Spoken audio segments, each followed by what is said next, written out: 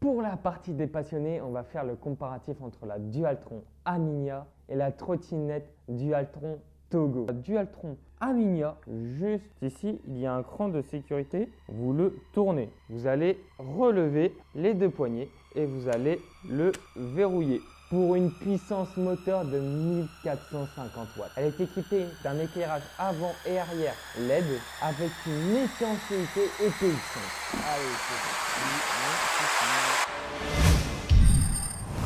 Et salut à tous les riders, aujourd'hui on se retrouve pour une nouvelle vidéo. On va découvrir la Dualtron Aminia qui se trouve juste ici. Du coup allez, c'est parti. Je prends le couteau et on ouvre ça. Allez, c'est parti mon kiki. Alors, on tombe directement sur le mode d'emploi de la Dualtron Aminia. C'est sympathique, hein. Voilà, petit mode d'emploi, ça va expliquer tout en plusieurs langues. On va le mettre de côté. Il y a aussi l'assurance, la petite feuille pour assurer. Je vous invite à flasher le petit QR code si vous avez déjà un véhicule électrique. Maintenant que j'ai retiré le polystyrène au-dessus, on voit avant de retirer la trottinette qu'il y a un petit carton blanc. Ce petit carton blanc, généralement, vu la forme, c'est le chargeur. Mais on va vérifier ça. Alors du coup, oui, c'est bien le chargeur de la Dualtron Aminia. Il n'y a pas la prise murale encore, mais il y a la prise du coup vers la trottinette et le boîtier de chargement. Ensuite, quand on découvre un peu la Dualtron, on voit qu'il y a une sacoche Weebot, une sacoche avant. Du coup, on retire et on voit le guidon de la Dualtron Aminia pliable. Je vous montrerai après, pendant le montage, comment le monter. Et du coup aussi, on a tous les accessoires pour mettre sur le guidon. Poignée en caoutchouc, les vis, les freins, tout ça quoi. Plus le câble mural pour charger la trottinette. Maintenant, on va sortir la trottinette électrique Dualtron Aminia. Et du coup, la voici. Du coup, on se retrouve pour le montage de la Dualtron Aminia. Allez, première étape, on va le soulever, la potence. Du coup, il y a une petite languette en dessous. Et là, vous soulevez le deck jusqu'à entendre un clips. C'est normal que ça soit dur, c'est pour votre sécurité. Ensuite, juste ici, il y a un cran de sécurité. Vous le tournez. On va commencer par le guidon. Il y a l'accélérateur et l'afficheur plutôt. Là, le commodo de contrôle pour le klaxon clignotant et le phare. Et du coup, la deuxième poignée de frein. Alors, je pense que vous vous posez beaucoup de questions par rapport à ce guidon assez spécial. Déjà, il faut le déplier. Et là, on peut voir que ça a déjà plus une forme de guidon. Maintenant, pour que les poignées du guidon ne bougent plus, on va installer un petit truc qui va servir à serrer les bagues quand le guidon va venir. Je vais vous montrer. Là, par exemple, vous voyez, il ne bouge plus. Mais ce n'est pas encore serré. Il faut prendre ce type de serrage qu'on peut retrouver aussi sur les roues des vélos. Vous dévissez la vis à l'extrémité. C'est normal que ça soit un peu long. Et ensuite, ceci doit être toujours à l'avant, la vis. Voilà, comme ceci. Et maintenant, vous allez remettre les deux trucs que vous avez comme ceci. Vous serrez. Si c'est dur, c'est normal. Et là, maintenant, il ne va plus bouger. Maintenant, on va faire pareil de l'autre côté. Et voilà, maintenant, on a installé et ça ne risque plus de bouger. Maintenant, on va installer le guidon sur la potence. Alors, avant d'installer le guidon sur la potence, je vais vous montrer qu'est-ce qu'il faut. Du coup, il faut ce serrage de potence avec ces 4 vis que je vais laisser dans le sachet pour éviter de les perdre. Et surtout, un super cadeau de Dualtron, comme un couteau suisse. Mais là, c'est plusieurs clés à laine. Du coup, là, j'ai placé la potence. On peut voir que ça tient déjà naturellement. Vous placez une première vis hop, à la main, c'est suffisant. Et ensuite, vous allez dans sa diagonale. C'est très important d'aller sur la diagonale. C'est pour avoir un meilleur serrage et pour éviter qu'après, il y ait du jeu et que ça se desserre rapidement. Si vous voulez aussi sur notre site internet, pour mieux visser vos vis, on a du frein filet. Allez dans la description de la vidéo, il y a le lien du produit. Ensuite, nous plaçons les deux autres vis et quand ceci est placé, vous prenez votre clé Allen et là vous vissez. Dès que vous sentez que ça force, vous arrêtez directement.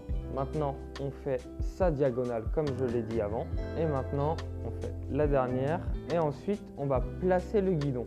Quand vous sentez que les vis commencent à être serrées, vous placez bien le guidon et vous serrez un maximum les vis. Vous recommencez par la première et vous serrez le plus possible. Ensuite d'avoir fait elle, vous allez à sa diagonale.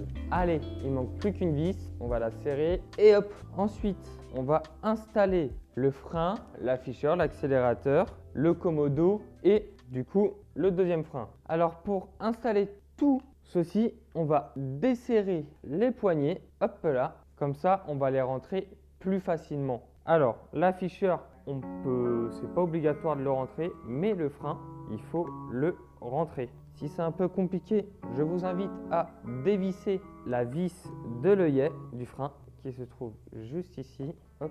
Vous faites glisser si c'est toujours pas assez. Hop. Ensuite, vous installez le petit commodo, hop, et du coup aussi le deuxième frein. Quand ceci est fait, vous allez relever les deux poignets et vous allez le verrouiller. Alors le commodo, vous le mettez au bout avec son frein que vous allez resserrer juste en dessous. Là, le commodo n'est pas assez serré, mais c'est un autre type de clé Allen qui est plus petite. Maintenant, il faut visser l'afficheur avec l'accélérateur. Alors, comme on le voit ici, il y a 4 petites vis comme ceci. Ils s'enfoncent juste ici. Si, là, je viens de remarquer qu'il a été mis à l'envers.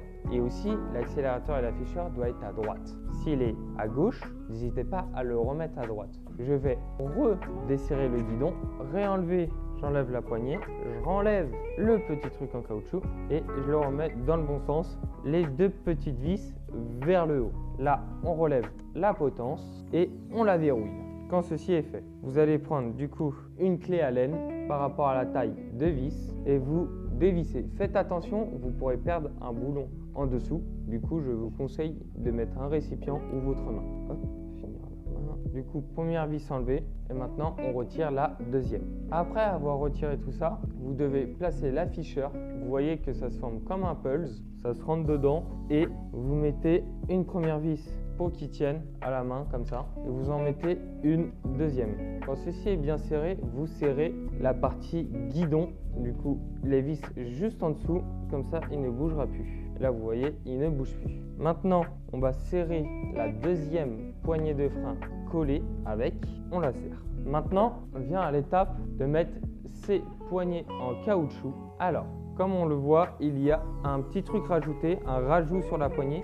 Ça doit être à l'intérieur, du coup, vers vous. Pour les poignées en caoutchouc, pour que ça soit plus simple, je vous conseille de mettre les poignées dans de l'eau chaude et du savon. Hop. Sinon, je vous invite aussi à mettre du nettoyant frein. Ça permettra de glisser, mais en même temps, après séchage, ça ne glissera plus. Du coup, je prends les poignées et je les glisse à l'intérieur. Et vous faites pareil de l'autre côté. Alors si vous voyez comme moi que la distance entre la poignée de frein et la poignée en caoutchouc est trop élevée comme ici, n'hésitez pas à desserrer la vis juste en dessous pour rapprocher et coller la poignée de frein à la poignée en caoutchouc et aussi du coup faire pareil avec l'afficheur, l'accélérateur, le commodo et du coup le deuxième frein. Et voilà les riders, maintenant le montage est presque terminé. Il manque 2 petits détails et c'est avec ces 2 petits bouchons. Vous allez me dire où ça va ces 2 petits bouchons? Ces 2 petits bouchons vont sur la roue.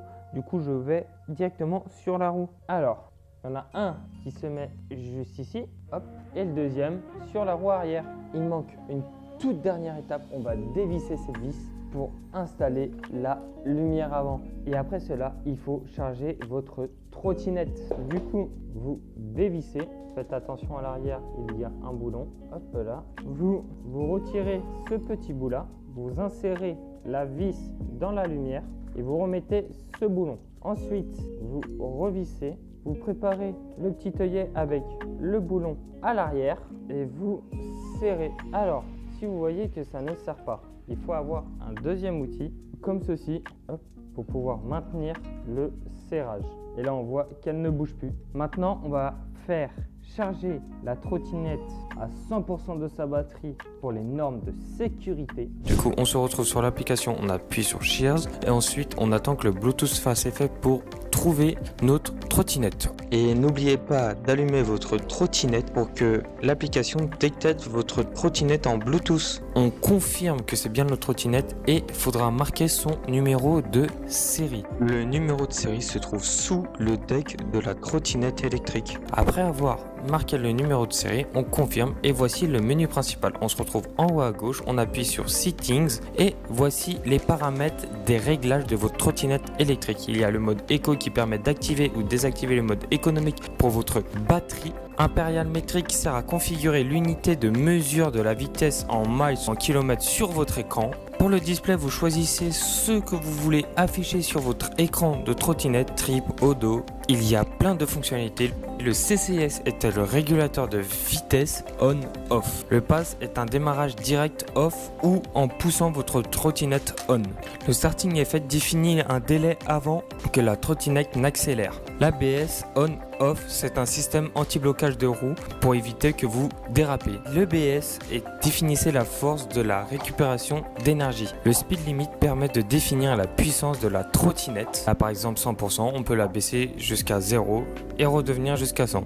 Le wheel diameter sert à régler la taille de votre roue. Généralement, ce paramètre-là, il ne faut pas le toucher. Le pole pair est le nombre de moteurs à laisser sur 15. Le drive mode, un mode de conduite pour réguler le mode de conduite de votre trottinette. Climbing par rapport au code, confort par rapport au confort et batterie safe par rapport à l'autonomie de la batterie. Batterie de voltage, ça permet de choisir le voltage de la batterie, mais généralement ce paramètre-là, il ne faut pas le toucher. Max Gear Set sert à choisir le nombre de vitesses que vous souhaitez entre 3 à 5, c'est comme une boîte de vitesse. Safe mode sert à déterminer le temps d'activation du mode safe. On peut la mettre en off jusqu'à 300 secondes. Le mode safe, c'est une sécurité du démarrage de votre trottinette électrique. Prévu de BMS Cut, c'est une sécurité de BMS conseillée à laisser sur off. Le BMS est une sécurité pour votre batterie pour éviter qu'elle surchauffe ou qu'elle disjoncte. Protection, c'est ce qui sert à mettre un code sur votre trottinette pour la protéger. Device Password sert à changer votre mot de passe pour la trottinette électrique. On retourne sur le menu principal. Si vous voulez, il y a des raccourcis en bas du menu principal et en appuyant sur Go, vous avez le compteur de vitesse. Alors, je vais vous expliquer à partir de maintenant comment débrider toutes les trottinettes de chez Dualtron Mini Motor. Alors là, on va utiliser la Dualtron Togo Limited comme exemple. On va aller en bas à droite sur le compte Mi avec le petit smiley avec le sourire et ensuite vous allez voir Remove Speed Limiter avec le petit logo orange rouge. Vous allez cliquer sur ce bouton, vous acceptez les conditions en disant Agree et ensuite vous allez marquer le numéro de série de votre trottinette électrique juste ici et vous faites confirmer. Après vous devrez attendre 24 heures à 48 heures jusqu'à que Dualtron Mini Motor vous débride la trottinette à distance. Alors, pour les caractéristiques de la Dualtron Aminia, on va voir qu'elle peut avoir une vitesse de 25 km/h et une vitesse débridable jusqu'à 45 km/h, mais je le rappelle qu'il est interdit sur voie publique. Elle a une autonomie entre 40 à 60 km selon le modèle que vous choisissez pour un temps de recharge de 12 heures et peut supporter jusqu'à 120 kg. Son poids peut varier selon le modèle que vous choisissez, il est entre 25 à 30 kg pour une puissance moteur de 1450 watts. Elle est équipée d'un éclairage avant et arrière LED avec une étanchéité EPX5.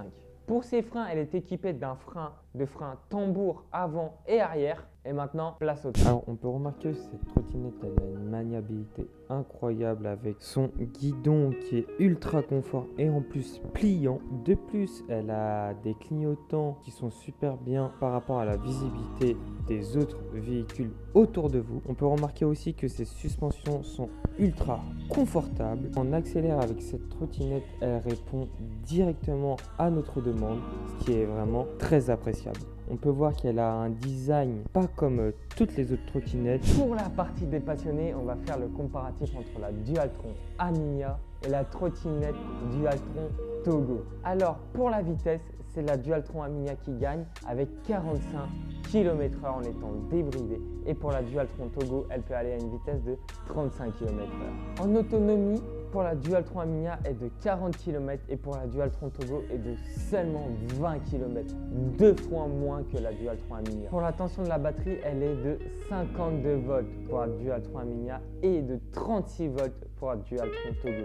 Pour le poids de la Dualtron Aminia, elle pèse entre 25 à 30 kg et pour la Dualtron Togo, elle pèse 20 kg. Pour la taille de pneu, la Dualtron Aminia est de 9 pouces et pour la taille de pneu pour la Dualtron Togo est de 8,5 pouces. La puissance moteur de la Dualtron Aminia est de 1400 watts et pour la Dualgo, elle est de seulement 500 watts. Alors voilà les riders, maintenant vous savez tout sur la Dualtron Aminia. N'hésitez pas à liker si vous avez kiffé cette vidéo, commentez si vous avez des questions par rapport à ce modèle de trottinette. Moi je vous dis à une prochaine vidéo. Tchuss.